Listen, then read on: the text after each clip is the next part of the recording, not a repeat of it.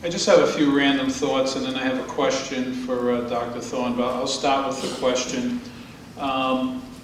Looking at, if we implement a full-day kindergarten program, and I know I can certainly see the benefits of when you implement that program, and when they enter, say, first grade, second grade, the kids are probably further ahead.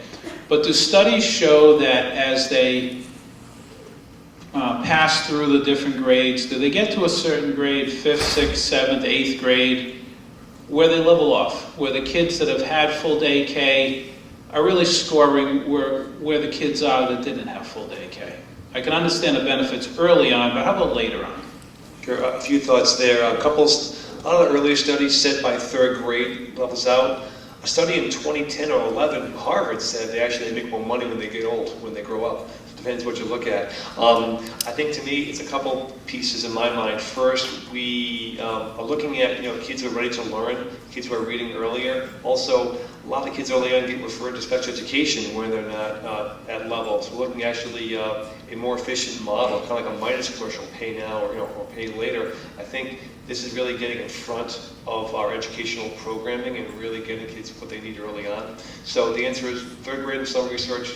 Some other research said that they actually do well throughout life. If you Google Harvard, I think 2011, full-day K, you can see that. But the research on all these topics really, I think, can run the gamut. Essentially, I think you'll find that they say in most good studies, full-day K, kids have more time on task, therefore they do better. That's kind of the bottom line, I think.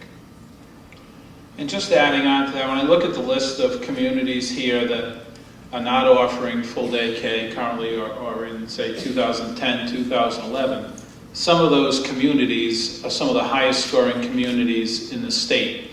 So is full-day K more socioeconomic, or is it, why are some of the communities that aren't offering full-day K still scoring at the top of the scores? Sure. I think a full-day K is, I would say, one piece of the puzzle. If you look at the districts that are scoring well, first question I would say is look at their pupil expenditure.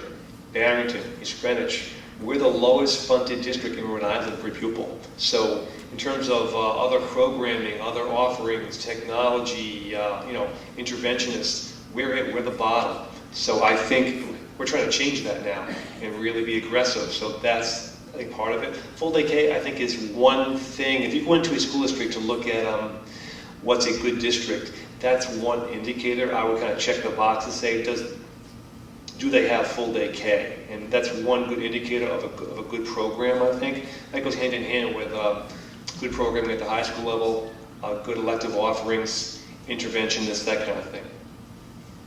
And I just have a couple more random thoughts because, listening to what people had to say here tonight, certainly, I took some notes on this. When I hear people, every time that we have talked about redistricting, whether it was, a few years back or back in the 90s, you always hear the comments, we're going too fast. I have heard that at every time redistricting has been spoken about over the years. There's always going to be people who feel that things are going too fast. I kind of relate that to people as like, let's slow it down so my kids aren't affected and then do it, on somebody else's watch.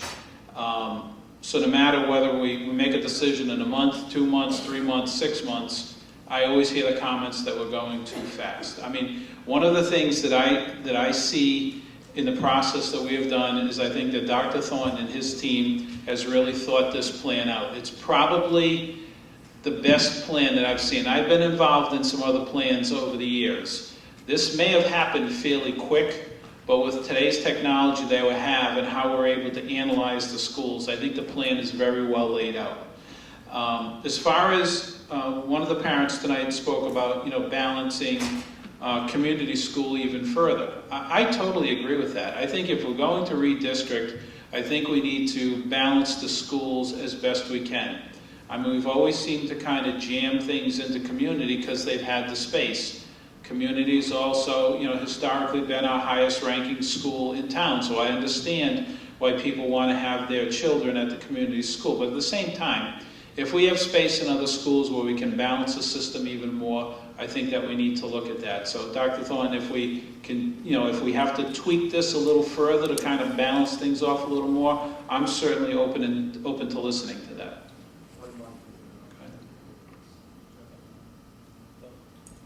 Dr. Thornton? Just a fast thought on that. We had looked at that, and here's where it is right now. If you're looking at the bus run level, in terms of bus run, those are the best numbers. If you want to get more detail, we're down to the street level, and the question would be either A, we're not offering transportation to those folks, we're making more for balance, or B, we're adding more buses. So the current thinking was, at the bus run level, that's the best we can get it. If you want to go to a street level, we can get more balance and either A, not offer busing for those, or B, offer singleton buses. Either way, we can look at it. Thank you. That's all I have now, Jeff. Thanks.